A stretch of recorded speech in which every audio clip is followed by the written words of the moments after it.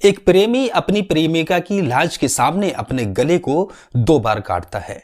इस पर भी जब वो अपने गले से मौत को नहीं लगा पाता है तो अपनी प्रेमिका के ऊपर से ये दुपट्टा हटाता है और इस दुपट्टे को अपने गले से लपेटकर एक पेड़ से लटक कर मौत को अपने गले लगा लेता है। यकीनन ये बात सुनने के बाद आपके जहन में एक सवाल ज़रूर घूम रहा होगा कि आखिर इसकी जो प्रेमिका है उसकी मौत कैसे हुई थी और ये जो प्रेमी अपने गले से मौत को लगा रहा है इसके पीछे की वजह क्या हो सकती है। यकीनन पूरी घटना को सुनने के बाद आप खुद अपने सुने पर यकीन नहीं कर पाएंगे और हो सकता है कि आपकी आंख में आंसू भी आ जाएं। दरअसल ये जो एक कहानी है ये प्रेम कहानी है और इस प्रेम कहानी का एक खौफनाक अंत है।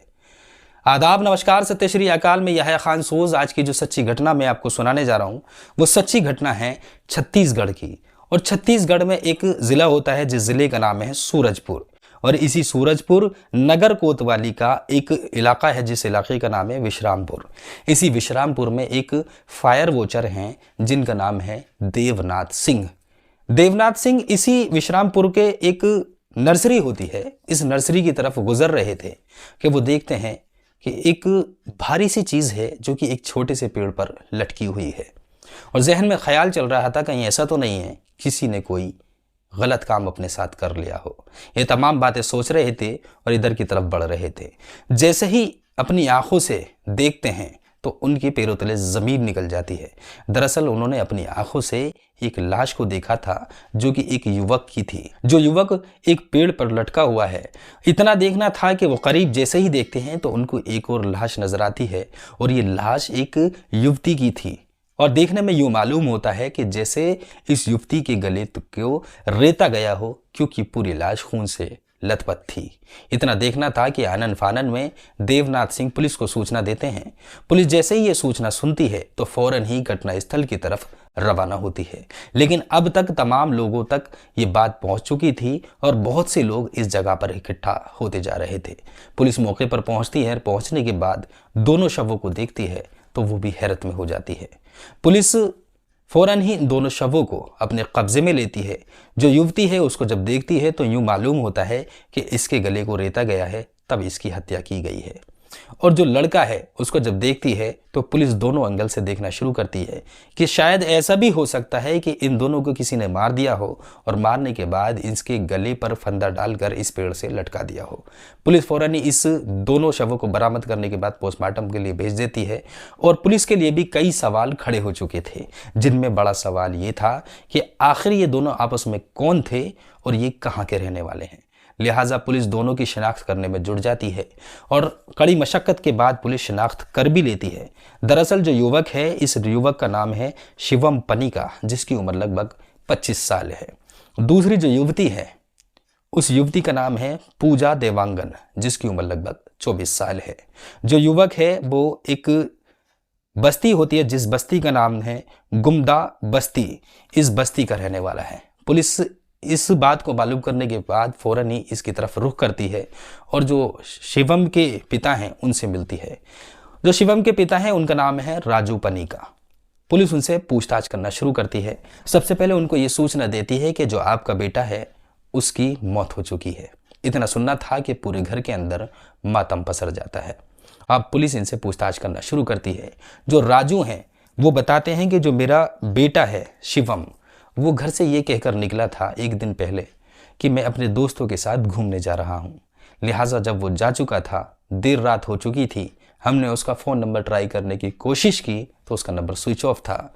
हम पूरे तरीके से परेशान थे, उसको तमाम जगह तलाश किया, उसका कहीं भी नामो निशान नहीं था और इस बात की सूचना हम अपने थाने में भी दे चुके थे।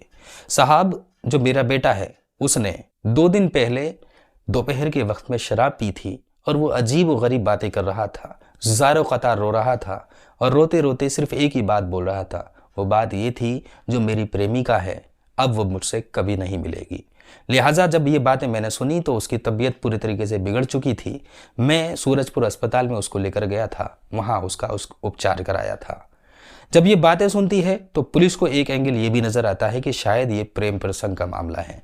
लिहाजा जो लड़की है उसके परिवार वालों का भी पुलिस ने पता निकाल लिया था और सीधा इधर की तरफ रुख करती है। जो युवती के पिता हैं उनका नाम है परवाल देवांगन अब पुलिस इनसे पूछताछ करना शुरू करती है। जब इनके घर वालों को भी पता चलता है तो यहाँ भी पूरे तरीके से मातम पसर जाता है। लिहाजा जो परवाल देवांगन है वो पुलिस को बताना शुरू करते हैं कि हमारी बेटी भी एक दिन पहले गायब हुई थी और हमने उसे सब जगह तलाश किया, उसका कुछ नामो निशान नहीं था। उसकी तमाम जो दोस्त थे उनसे भी पूछताछ की।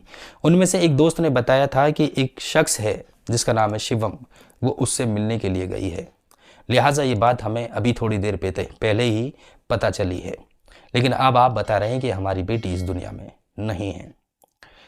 पुलिस अब दोनों के पिता से भी मिल चुकी थी, परिजनों से भी मिल चुकी थी और इस बात को तो समझ लिया था कि प्रेम प्रसंग का मामला है। लेकिन एक बड़ा सवाल और था। वो सवाल ये था कि आखिर इन दोनों की मौत की वजह क्या हो सकती है। पुलिस इस पूरे मामले को साफ करना चाहती थी। लिहाजा पुलिस फॉरेंसिक टीम बुलाती है और टीम बुलाने के बाद अब जो घटना स्थल है पूरे तरीके से बारीकी से उसकी जांच करना शुरू करती है। एक एंगल ये था कि हो सकता है कि दोनों ने प्रेम प्रसंग की वजह से जान दे दी हो, और एक एंगल ये भी था कि हो सकता है इन दोनों की कोई दुश्मनी हो जिसकी वजह से इन दोनों का कत्ल करने के बाद और जो कातिल है उसने एक जाल बुना हो। लिहाजा पुलिस पूरे तरीके से बारीकी से जांच करती है और जांच में जो पुलिस के सामने आता है वो बड़ा हैरान कर देने वाला है। दरअसल पुलिस की जांच में सामने आता है जो ये शख्स है जिसका नाम है शिवम, इसको मालूम हुआ था जो उसकी प्रेमिका है उसके पिता ने एक गांव होता है जिस गांव का नाम है अंबिकापुर, इसी गांव का एक निवासी है, उस शख्स से उसकी शादी तय करने वाला है। लिहाजा इसने अपनी प्रेमिका को एक लड़की के द्वारा बुलाया और बुलाने के बाद उससे पहले बातचीत की और बातचीत करने के बाद शायद दोनों ने यह सोच लिया था कि अगर हम जी साथ नहीं सकते तो मर तो साथ सकते हैं। लिहाजा जो शिवम है पहले अपनी जो प्रेमिका है उसके गले को रेतता है। रेतने के बाद जब देखा कि इसकी जान नहीं निकल रही है तो उसके ही दुपट्टे से उसके गले को दबाता है और उसकी हत्या कर देता है। और इसके बाद वो खुद अपने गले पर भी वार करता है, एक नहीं बल्कि 2 बार वार करता है। और वार करने के बाद इससे भी जब उसकी जान नहीं निकलती है तो प्रेमिका का दुपट्टा लेकर उसको अपने गले से लपेटकर एक छोटा सा पेड़ होता है उसी पेड़ से लटक कर आत्महत्या कर लेता है। अब पुलिस पूरे तरीके से इस मामले को इसी एंगल से देख रही है और ऐसा नहीं है कि दूसरे एंगल से जांच नहीं कर रही है। पुलिस दूसरे एंगल से भी इसकी पूरी तरीके से जांच में जुटी हुई है और जल्द ही इसका पूरा खुलासा भी कर दिया जाएगा और ये जो केस है इसे पूरी तरीके से साफ भी कर दिया जाएगा। आप क्या सोचते हैं, आपकी क्या राय है, कमेंट सेक्शन में कमेंट कर कर ज़रूर बताइएगा।